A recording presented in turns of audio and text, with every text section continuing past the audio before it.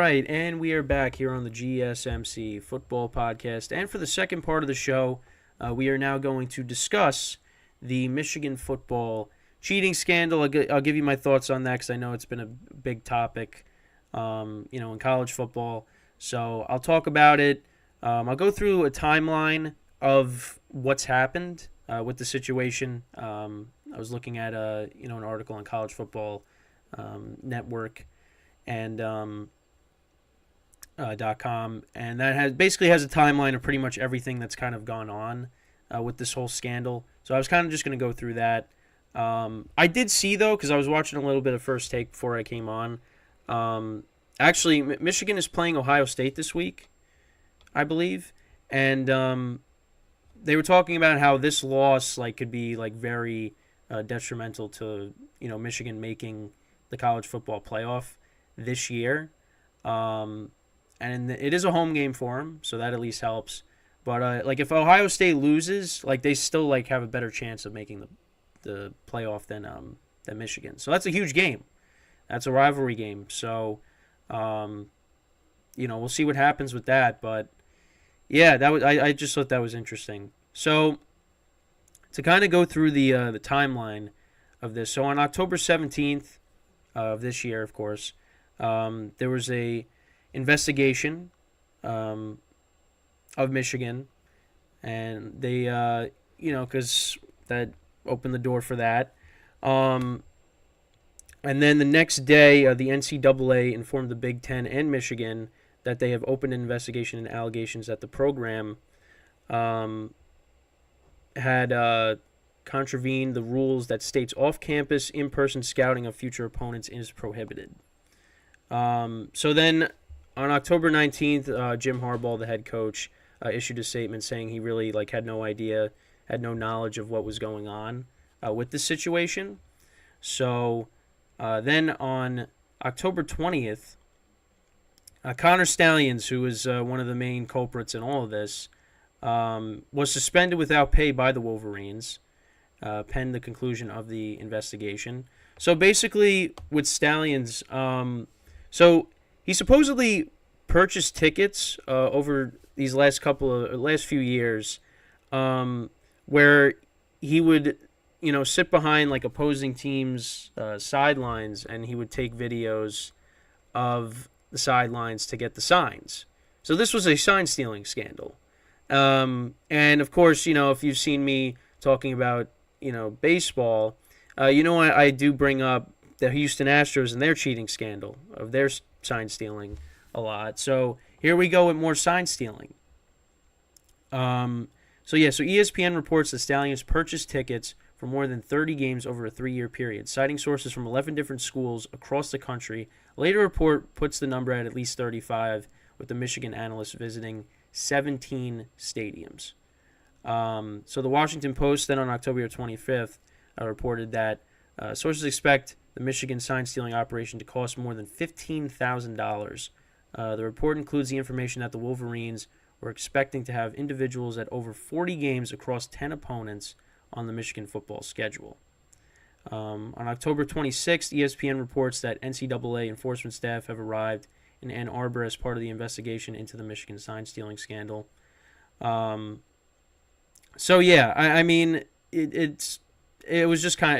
a mess.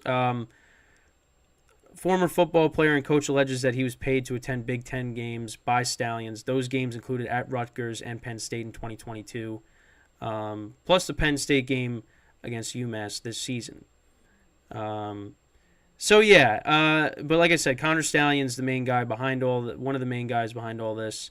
So on November 4th, he quits the university, issuing a statement via his attorney that suggests his decision is entirely to avoid distraction of the football program. He does, however, issue a defense or alibi, if you will, for the Wolverines head coach.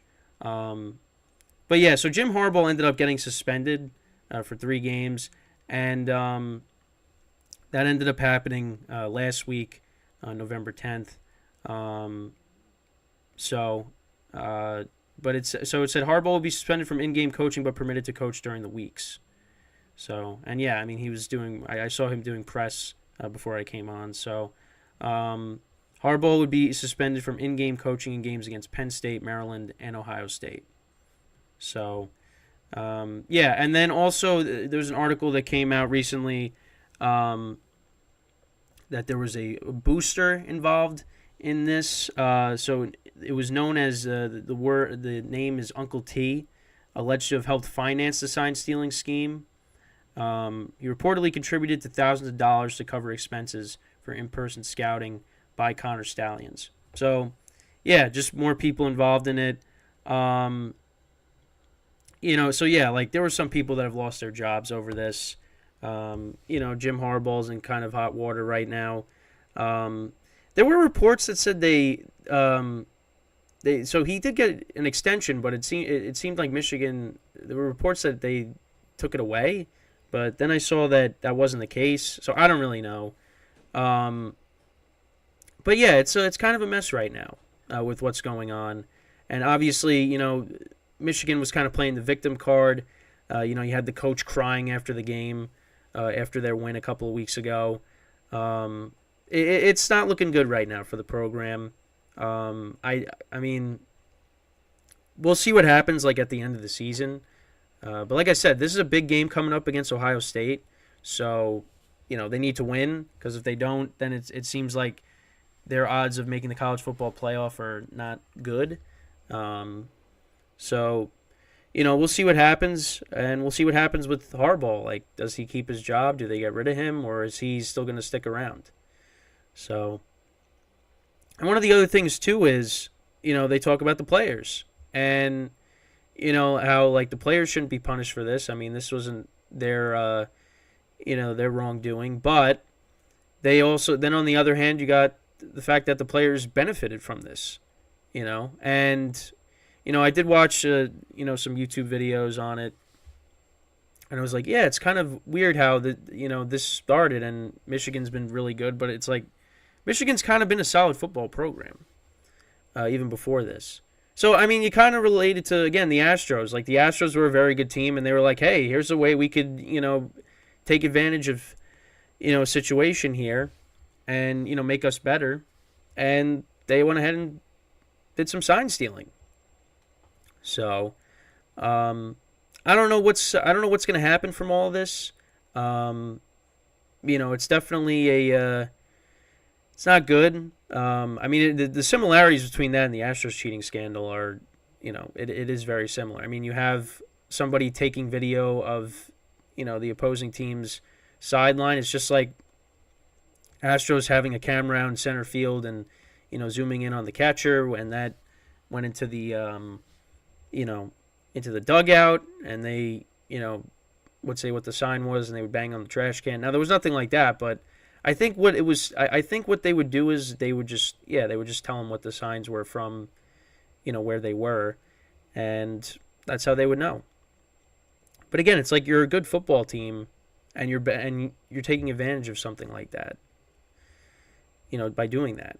But I don't know. It's like I said, it's definitely a messy situation. We'll see what ends up happening from this, and you never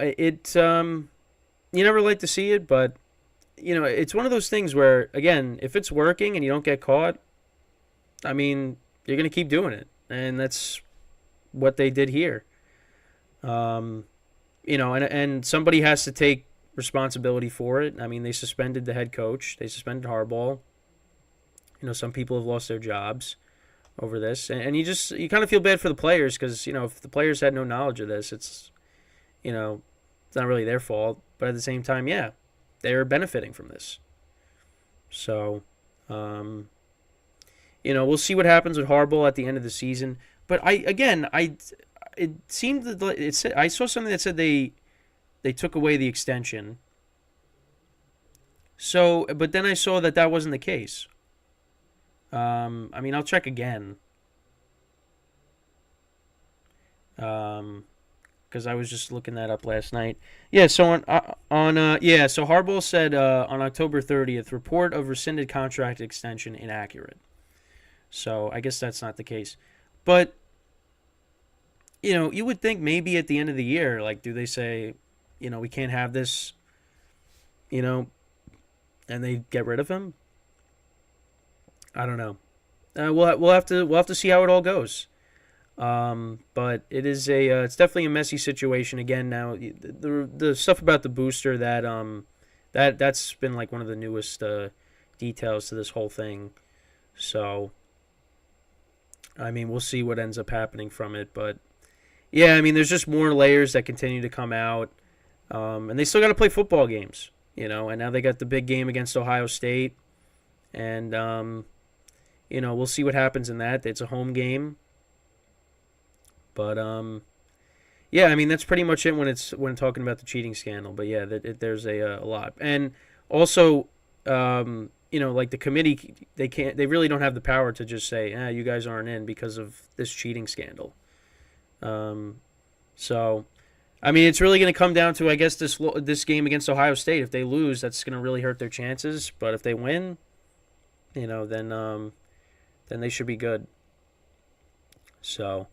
But yeah, I mean that's pretty much it. Got a little bit of college football involved here in the segment, in the show, and yeah, I mean again we'll see what happens. I mean you got a big game coming up this weekend on Saturday, and yeah, and then they go from there. But and I also heard what Harbaugh said. He used like a Ted Lasso quote, regarding. When he was talking to the media, and it was just like so, like he was trying to crack jokes when it's like, yeah, you're kind of not in a good spot right now. Maybe it's not appropriate to make some jokes quoting a TV show, but I don't know. Harbaugh was always a little odd, even back in his NFL days with the Niners. He's a good coach. I mean, look at what he did with the 49ers. He turned them around. He turned Michigan around. I mean, where he goes, they win. It's just unfortunate when things like this come up because then that kind of ruins his reputation. So, I don't know. We'll just have to see how this cheating scandal and how the rest of the season plays out. If we get more information, we'll, of course, talk about it. So once again, I just want to remind you guys before we go to break, to tip or donate, get your comments recognized, make sure to go to the following link. That is streamelements.com/gsmcsportsnetwork./tip. Again, that really helps the show, makes it more interactive between myself, the host, and you guys, the viewers. Again, that is streamelements.com/gsmcsportsnetwork./tip. And as always, it is displayed on the ticker on the bottom of the show segment. So with that, we are going to take our second break of the show. And then when we come back, we are going to talk about the power rankings that were released this week. I'll go through that, and that'll be the third part of the show. So stick around, and we'll be right back here on the GSMC Football Podcast.